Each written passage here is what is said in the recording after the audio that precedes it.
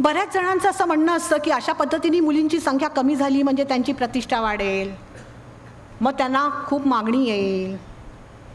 पण ज्या आपल्या राज्यांमध्ये ही संख्या प्रमाणाबाहेर घटती आहे, पंजाब असेल, हरियाणा असेल, तिथे आज स्त्रियांवरचे अन्याय आणि अत्याचार प्रचंड प्रमाणात वाढलेत. तिथे स्त्रिया खूप असुरक्षित झाल्या आहेत. आणि त्यामुळे जोपर्यंत स्त्रियांना प्रतिष्ठा लाभत नाही, स्त्रियांना मिळणारी दुय्यम दर्जाची वागणूक जोपर्यंत या आपल्या सर्वांच्या मनामध्ये आणि समाजामध्ये रुजत नाही, तोपर्यंत मला असं वाटतं की आपली विचारसरणी पण कदाचित बदलणार नाही की काय. हे अल्ट्रासाऊंड टेक्निक आहे तरी काय विशिष्ट, त्याच्यात थोडक्यात मी तुम्हाला सांगते. विशिष्ट प्रकारच्या ध्वनिलहरी वापरून त्या ज्या माध्यमातून परावर्तित होत आहेत त्याच्यावरून एक चित्र तयार होतं. आणि ते चित्र म्हणजे हे सोनोग्राफी. सोनोग्राफी मुलांची करतात, पुरुषांची करतात, बायकांची करतात, गरोदर बायकांची करतात, गरोदर नसलेल्याही बायकांची करतात. अगदी तान्या जन्मलेल्या बाळाच्या डोक्यापासून ते आपला डोळा, अत्यंत छोटा, संवेदनशील आणि अतिशय महत्त्वाचा अवयव, त्याचीसुद्धा सोनोग्राफी केली जाते. आपल्या स्तनाची सोनोग्राफी केली जाते, त्याला मॅमोग्राफी म्हटलं जातं.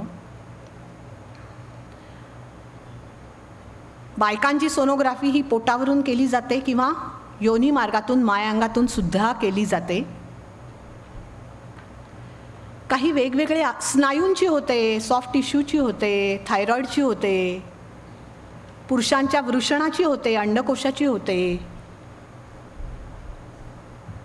आणि वेगवेगळे आजार, अगदी लिव्हरची तपासणी असेल, स्वादुपिंडाची असेल, प्लीहाची असेल, पोटातल्या आतड्यांची असेल, गर्भाशयाची असेल, अंडकोशाची असेल, त्यांच्या निदानासाठी हे तंत्रज्ञान वापरलं जातं. बऱ्याच वेळा बायकांना असं वाटतं की सोनोग्राफीच्या मशीनमध्ये मला असं घाला आणि तिकडनं असं फरफर फरफर फरफर लांब लचक माझ्या सगळ्या प्रश्नांची उत्तरं मिळतील. असंही नाही आहे. सोनोग्राफीच्या या तंत्रज्ञानाला काही मर्यादा पण आहेत. हे एक रिट्रोस्पेक्टिव्ह डायग्नोसिस टेक्निक म्हणून ह्याचा वापर होतो. आणि म्हणून पेशंटचा इतिहास, पेशंटची तपासणी आणि या सगळ्याची सांगड घालून खरं तर पेशंटचं निदान आणि पेशंटचा उपचार या दोन्ही गोष्टी चालू असतात. भूल देणारे जे तज्ज्ञ आहेत थिएटरमध्ये, ते भूल देण्यासाठी सुद्धा सोनोग्राफीच्या मशीनचा वापर करतात. विशिष्ट नस, विशिष्ट शिरा, नसा, रोहिणी, नीला या गाठण्यासाठी कित्येकदा आपल्याला अल्ट्रासाऊंड गायडेड प्रोसिजर्स करायच्या असतात की ज्या रुग्णांना खूप वेगवेगळ्या पद्धतीचा आराम देतात. आतला पू काढणं असेल, लिव्हरमधला एखादा ॲप्सेस ड्रेन करणं असेल किंवा काही पाणी काढणं असेल. आणि म्हणून ही अत्यंत पद्धती ही अभिनव पद्धत आहे, आधुनिक पद्धत आहे आणि माणसाच्या वेदनेला आराम देण्यासाठीची ही खरं तर पद्धती आहे. निदानापर्यंत पोचण्यासाठीचा तो एक मार्ग आहे. पण जेव्हा हे आधुनिक तंत्रज्ञान काही विकृत माणसांनी हाताळलं आणि त्याचं पर्यावसन कशामध्ये होतं आहे हे आज तुम्ही आम्ही बघतोय. कायदे भरपूर झालेत. 18 वर्षाच्या आत लग्न नको मुलीचं म्हणून कायदा झाला आहे. हुंडा द्यायचा नाही म्हणून कायदा झाला आहे. स्त्रियांवर अन्याय, अत्याचार, हिंसा नको म्हणून कायदा झालेला आहे. अगदी घराच्या 4 भिंतीत होणारा हिंसाचार हा सुद्धा सामाजिक प्रश्नाचा एक विषय आहे म्हणूनही परवा नवीन कायदा झालेला आहे. पण हे कायदे सगळे धाब्यावर बसवण्यात आपण सगळेच जण खूप त्यातनं पळवाटा शोधत असतो. आपण कायदे मनामध्ये रुजवत नाही, आपण हे कायदे मनामध्ये गोंदवत नाही आणि मग आपण त्याला पळवाटा शोधतो. आपण ते पूर्णपणे धाब्यावर कसे बसवतो मला आठवतं आहे की माझ्याकडे पूर्वी येणाऱ्या ज्या मुली असायच्या, गरोदर मुली, त्यांना वयम विचारली की त्या म्हणायच्या की बाई तुम्हीच लिहा ना आता काहीतरी मनाने, किंवा काही जणी म्हणायच्या की नाही बाई आहे 15. आजकाल ज्या मुली येतात ती एकही मला 18च्या आतलं वय सांगत नाही, कारण तिला कळलेलं असतं की आपण आपलं वय 18च्या पुढे सांगायला पाहिजे. म्हणजे खोटं पण कसं बोलायचं हे पण तिच्या तोंडावर मला तिचं वय दिसत असतं बऱ्याच वेळेला कमी.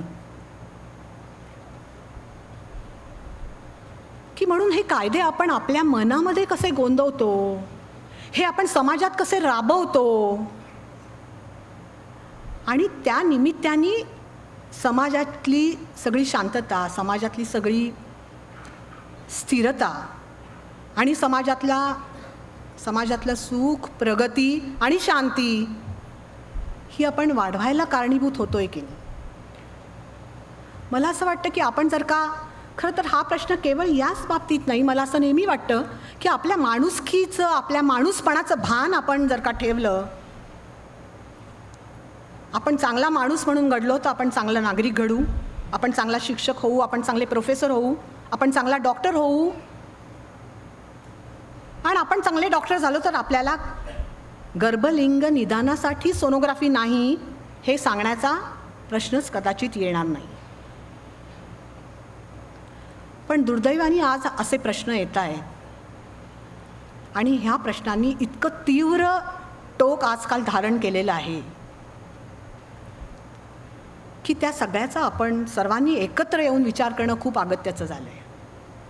माझ्याकडे एके दिवशी एक रात्री 11:30 वाजता मुलगी आली. ही मुलगी सकाळी, तुम्हाला माहिती आहे सगळीकडे आजकाल शाळा, शिक्षण, इंग्रजी शिक्षण याचं पण एक वेगळं सगळीकडे सुळसुळाट होतं आहे. आणि त्या रिक्षामध्ये मुली अशा इतक्या लहान मुलं असतात, ही कोंबलेले असतात, त्यांची दप्तर बाहेर लटकत असतात. आणि ही मुलगी रिक्षात जाता जाता सकाळी काहीतरी कचकन ब्रेक दाबला आणि ते पुढचे जे रॉड असतात ते तिच्या पोटावर जोरात आदळले. बाहेरून काही जखम वगैरे नव्हती. आईला वाटलं काय किरकोळच असेल आणि म्हणून तिला शाळेतनं पोट दुखतंय म्हणून लवकर आली. जवळच्या एका डॉक्टरांनी तिला बघितलंही, त्यांनी औषध गोळ्या दिल्या. त्यांनाही वाटलं असावं बहुतेक की हे काही गंभीर नाही. आणि रात्री 11:30ला जेव्हा पेशंट माझ्याकडे आली तेव्हा मी बघते तर तिच्या किडनीला दुखापत होऊन तिला लघवीतनं रक्तस्राव सुरू झालेला होता. आणि हे निदान मी केवळ माझ्याकडे सोनोग्राफीसारखं तंत्रज्ञान होतं म्हणून करू शकले. आणि तिला आम्ही ताबडतोब मोठ्या म्हणजे मूत्रतज्ज्ञ आणि तत्सम डॉक्टरांकडे पाठवलं आणि त्या मुलीचे प्राण वेळेत वाचले या सगळ्या इंटरव्हेन्शनमुळे. माझ्याचकडे बाळंतीण होऊन गेलेली एक मुलगी 6 महिने झाले होते. तिच्या पोटात खूप दुखलं आणि ती उलट्या सुरू झाल्या. म्हणून ती जरा म्हणजे इकडे तुमच्या लातूर आणि लोहारा परिसरातल्याच मधल्या भागामध्ये होती. ती जवळच्या डॉक्टरांकडे गेली मदतीसाठी. उलट्या झाल्यामुळे उलट्या बंद करायचं इंजेक्शन देऊन तिला सलाईन लावण्यात आलं. पोट दुखायचं कमी झालं म्हणून ती मुलगी तिच्या घरी गेली. परत पहाटे त्रास सुरू झाला. पेशंटचा इतिहास दरम्यानच्या काळामध्ये कोणी विचारलाही नव्हता कदाचित. आणि परत पहाटे त्रास सुरू झाल्यानंतर परत सलाईन लावून परत ती पेशंट माझ्याकडे आली. आणि जेव्हा ह्या पेशंटला मी पाहिलं दवाखान्यात शिरताना लांबून, तेव्हा माझ्या पोटात भीतीचा गोळा आला. तिची नाडी पट्टा वगैरे तर लागत नव्हतंच अजिबात, धडधड धडधड नुसतं. पांढरी फट्ट पालीसारखी. मी तशीच ट्रॉली सकट त्या पेशंटला अल्ट्रासाऊंड मशीनजवळ घेतलं. आधी तिची हिस्ट्री घ्यायच्या आधी ते बघून घेतलं, फोन केले. आणि काय घडलं होतं, 6 महिन्यापूर्वी ही पेशंट डिलिव्हर होऊन गेली. कुटुंब नियोजनाचं कुठलंही साधन वापरत नव्हती. पाळी आलेलीच नाही म्हणजे दिवस राहतात कशावरून. पाळीच नाही तर दिवस नाहीतच असं समीकरण कदाचित तिच्या आणि इतरांच्याही मनात असावं. तिच्या नळीमध्ये गर्भधारणा झाली होती आणि ती नळी फुटली होती. त्यामुळे पोट अक्षरशः फुगून, म्हणजे त्या झोपलेल्या स्ट्रेचरवर तिचं पोटच दिसत होतं, ती बाई दिसत नव्हती. अक्षरशः ही पेशंट आता सोलापूरपर्यंत तरी पोचते की नाही असा मला प्रश्न होता. मी ब्लड बँकेला, तत्सम डॉक्टरांना, भूलतज्ञांना सर्वांना फोन करून, पण ती वाचली. तिला 4-5 बाटल्या रक्त द्यावं लागलं. आणि म्हणून हे सोनोग्राफी मशीन काय काय सांगत असतं. हे सोनोग्राफी मशीन बऱ्याच जणांच्या बाबतीत बऱ्याच वेगवेगळ्या भागाची केली जाते. गरोदर बायकांची जेव्हा केली जाते तेव्हा पण ते काय काय सांगतं याचा थोडासा तपशील आपण बघावा असं मला वाटतं. पहिल्या 3 महिन्यामध्ये खरोखर बाई गरोदर आहे का नाही, कारण बऱ्याच वेळेला आमच्या गावांमधनं असे किस्से होतात की चोळी केली आणि पाळी आली आणि मुली धसधसा दवाखान्यात येऊन रडतात. कोणी अशी पण तसदी घेतलेली नसते की खरोखर ही गरोदर आहे की नाही बघावं म्हणून खरोखर दिवस गेलेत का, गर्भधारणा गर्भातच आहे का, गर्भाची वाढ सुदृढ आहे का नाही, हा गर्भ हवा आहे का नको आहे, हा गर्भ चुकून द्राक्षगर्भ आहे का जुळा गर्भ आहे की ज्याच्यासाठी आपल्याला वेगळी तरतूद, कदाचित खास काळजी तिची घ्यावी लागणार आहे. गर्भाचे ठोके आणि गर्भाचं अचूक वयाचा अंदाज या पहिल्या 3 महिन्यात फक्त 1-2 दिवसाच्या फरका इतका आपल्याला अचूकपणे सांगता येतो. हे साधारणपणे पहिल्या 3 महिन्याच्या कालावधीमध्ये हे होतं. दुसऱ्या 3 महिन्याच्या कालावधीमध्ये 4-5-6 महिन्याच्या काळामध्ये आपल्याला बाळाचं वजन, बाळाची वाढ, बाळाचे वेगवेगळे अवयव, हृदयात 4 कप्पे आहेत की नाही, नसतील तर ते बाळ जगू शकत नाही. 4 कप्पे नसतील तर शुद्ध अशुद्ध रक्त मिसळतं आणि या मुलांना वेगवेगळे प्रश्न येतात. किडनी, त्याचं काही जन्मजात काही त्याच्यात व्यंग आहेत का, पाठीचा कणा असेल, मानेवर आवाळू असतं, पाठीवर कमरेवर आवाळू असतं, कधीकधी पोटात काही ट्यूमर असतात, त्याचं चेहरा, हृदय बरोबरच नाक, डोळे या सगळ्या गोष्टी जागेवर आहेत की नाही, त्याच्यात जन्मजात काही व्यंग आहे का, त्याचे वेगवेगळे अवयव कार्यक्षम पद्धतीने त्याचं चित्र येतं आहे की नाही सोनोग्राफीवर, याच्या संदर्भात आपल्याला एक अंदाज बांधता येतो. वरेची वाढ कुठच्या बाजूला आहे, खाली आहे, वरती आहे, कडेला आहे, नाळेच्या संदर्भातले काही ॲक्सिडेंट्स अपेक्षित आहेत का, असं बराच अभ्यास आपल्याला 3ऱ्या, 4थ्या, 5व्या, 6व्या महिन्यात करता येतो. आणि 7व्या, 8व्या, 9व्या महिन्यामध्ये जेव्हा आपण सोनोग्राफी करतो तेव्हा बाळाची वाढ बऱ्यापैकी झालेली असते. बऱ्याच वेळा हा तुलनात्मक अभ्यास असतो, विशेष करून ज्यांची आधीची सगळी जी हिस्ट्री आहे की जिथे गर्भपात झालेले आहेत, बाळं दगावलेली आहेत. काही वेळेला ती कारणं समजतात, काही वेळेला ती कारणं समजत नाही. पिशवीच्या गर्भाच्या मुखाचं म्हणजे आतलं, पिशवीचं आतलं तोंड की जे लवकर उघडायला सुरुवात होऊन गर्भपात होऊ शकतात, त्याला मग कुठे टाके घालायची गरज आहे का, पाण्याचं प्रमाण, बाळाच्या भोवतालचं पाण्याचं प्रमाण कसं आहे की त्याच्यासाठी बऱ्याच वेळेला आजकाल हे प्रश्न फार अभ्यास जेवढा तपशिलात जातो आहे तेवढे वेगवेगळे प्रश्न आज आवासून आहेत. माझ्या भाच्याची बायको, तिने मला फोन करून विचारलं की असं डॉक्टर म्हणत आहेत पाण्याचं प्रमाण कमी झालं आहे. आता पाण्याचं प्रमाण पोटाला हात लावून त्याचा अंदाज घेणं की पोटाची लवचिकता किती आहे हे बघणं शक्य आहे, पण त्याचं अचूक अनुमान लावायला कदाचित सोनोग्राफीसारखं तंत्रज्ञान हे खूप महत्त्वाचं ठरतं. किती दिवस थांबायचं, तारीख उलटून गेली आहे, 9 महिने झालेत, 9.25 महिने झालेत, अजून 8 दिवस 4 दिवस किती दिवस वाट बघायची. आणि म्हणून बाळाची हालचाल, बाळाच्या भोवतालचं पाणी, बाळाला पोचणारी जी वर किंवा प्लासंटा असतो त्याचा निब्बरपणा, अशा वेगवेगळ्या गोष्टींचा अभ्यास केला जातो. हा तपशिलात जाऊन केला जातो. आणि म्हणून त्याच्यासाठी सोनोग्राफी मशीन्स पण वेगवेगळ्या प्रतीची असतात. पहिल्या लेवलचं असतं, दुसऱ्या लेवलचं असतं, अगदी रंगीत मशीन असतं, 3D असतं, 4D असतं. रंगीत मशीन म्हणजे चित्ररंगीत दिसत नाही, तिथे बाळाला रक्तपुरवठा करणाऱ्या रक्तवाहिन्यांचं जाळं उभं करून आपल्याला बाळाच्या जगण्याबद्दलचे काही अनुमान बांधणं सोपं होतं.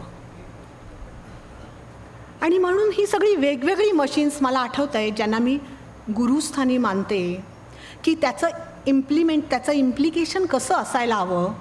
अगदी माझ्या घरातलं उदाहरण मला तुम्हाला सर्वांना सांगायला आवडेल.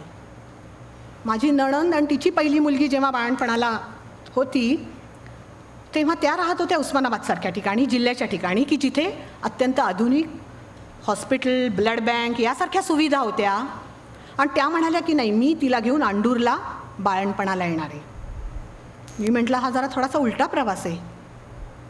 आणि म्हणून मी तिला घेऊन माझे जे शिक्षक आणि गुरु डॉक्टर V.B. कुलकर्णी यांच्याकडे तिला घेऊन गेले. त्यावेळेला सोनोग्राफी मशीन अगदी नुकतंच सोलापुरातलं त्यांच्याकडे पहिलं आलेलं होतं. मला वाटतं काहीतरी ही 1978-80च्या दरम्यानची घटना असेल.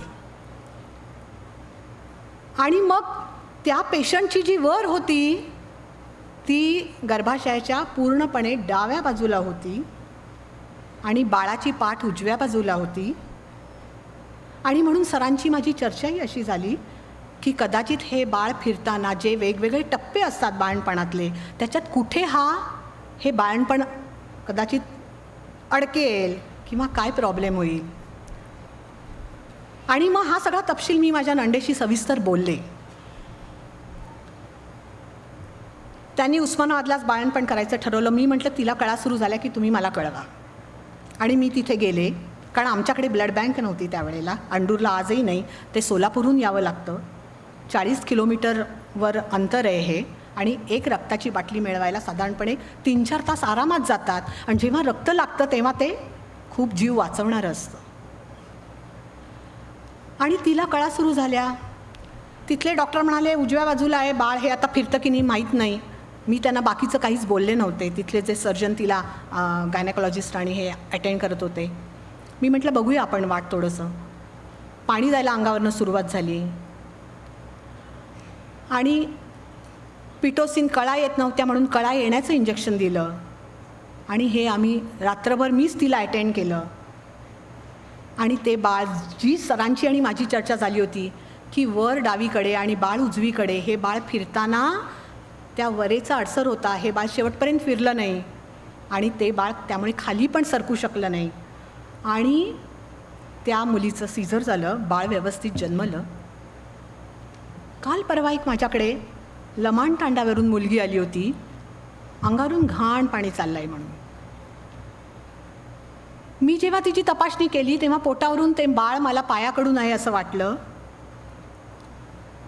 आणि अंगातून तर सगळं पाणी, म्हणजे बाळाला संडास होती ती बाहेर पडत होती.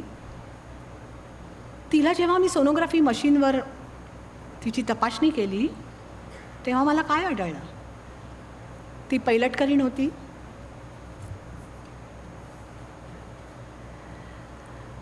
आणि तिच्या डोकं जे होतं त्या बाळाचं ते इतकं प्रचंड मोठं होतं की त्या कवठाचं वरचं टर्फल जसं असतं तसं फक्त मेंदूचा एक पापुद्रा, मेंदूच्या टिश्यूजचा पापुद्रा हा फक्त तिथे राहिलेला होता. त्यामुळे हे बाळ जगणं शक्य नव्हतं. पैलटकरणीचं पायाकडून बाळणपण होणं हे जरा दुरापासतं. पण आता ज्या जगणारच नाही आहे त्या बाळाला मग कशा पद्धतीने खालून जन्म द्यायचा ह्याची पण चिकित्सा तिच्या बाबतीत झाली. आणि कदाचित तिचं थोडंसं वेगळ्या पद्धतीची गुंतागुंतीचा प्रश्न हा सोनोग्राफीसारख्या तंत्रज्ञानामुळे आपल्याला सोपा गेला असं मला वाटतं.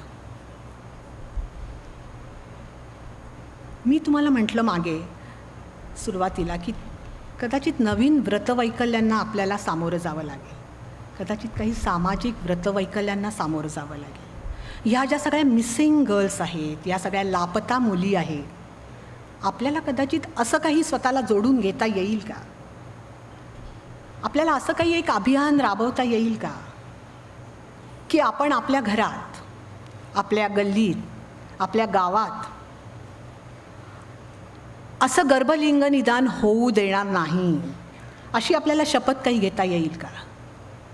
श्रावणाचे दिवस आहेत, पुढे भाद्रपद येतोय, आपण 9 दिवस देवीचे साजरे करतो. आमच्या भारत वैद्य कार्यकर्त्यांनी, कारण काय होतं गावांमध्ये पाळी चुकली की लागली घरामध्ये कुजबूज सुरू होते.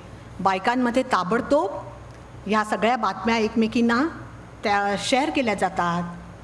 आणि म्हणून या भारत वैद्य कार्यकर्त्या, बचत गटाच्या सदस्या, या सर्वांनी मिळून, काय गं गेलीस का दवाखान्यात, तपासून आलीस का, BP बघितलंस का, पोटावरून तपासणी केली का नाही, रक्तलघवीची तपासणी केली का, सोनोग्राफी पण केली का, या सगळ्या गोष्टींचा जर का आपण मागोवा घेत गेलो, या सगळ्या गोष्टींचा आपण जर का पाठपुरावा करत गेलो तर आपल्याला या आणि गर्भलिंग निदान विरोधी कायदा जो काही आहे तो जनमानसात रुजण्यासाठी जर का आपल्याला समुपदेशन करता आलं ह्या सगळ्या मंडळींना, कारण मला असं वाटतं की इतक्या सगळ्या जाहिराती, इतके सगळ्या बाजूनी आपल्यावर सातत्याने याचा वर्षाव होतोय, पण आपल्या मनाशी आपण काय विचार करतोय, आपल्या मनाशी आपण काय चिंतन करतोय, मला होणारा मुलगा मुलगी या संदर्भात त्या गरोदर स्त्रीला काय टेन्शन्स आहेत, तिला काय मागणी, यावेळेला मुलगा झाला नाही तर खबरदार, काय काय प्रश्न आहेत. मग तिचा नवरा तिला साथ देतोय की नाही, तिची सासू पण तिच्या या सगळ्या अवघड काळामध्ये तिच्याशी किती मैत्रिणीचं नातं ठेवून आहे, की आपल्याला असे काही गट तयार करता आले, आपल्याला अशा काही दक्षता समित्या करता आल्या की ज्याच्यातनं आपल्याला त्यांच्याशी वारंवार संवाद साधून, त्यांच्याशी वारंवार बोलून, कारण हा जो आहे तो वर्तणुकीतला बदल आहे असं मला वाटतं. बिहेवियरल चेंज हा एका रात्रीतनं होणं अवघड आहे, पण हा होण्यासाठी आपण पावलं टाकणं हे अत्यंत अगत्याचं आहे. आणि म्हणून तुम्ही आम्ही सर्वांनी जर का या प्रश्नासाठी कंबर कसली, आज लातूरमधलं 1000 मुलींच्या मागे मुलांचं प्रमाण काय झालेलं आहे, जो प्रश्न तिथे त्या डांग जिल्ह्यात आहे तो कदाचित आज आपल्याकडे तेवढ्या तीव्र स्वरूपात नसेल, पण आजही 1000 मुलं जेव्हा लग्नाला उभं राहतील आपल्याकडची, तेव्हा 125 मुली त्यांना कमी पडणार आहेत, 125-150. आणि म्हणून मला असं वाटतं की आपण आपल्यापासून हे काम सुरू करण्याची खूप गरज आहे.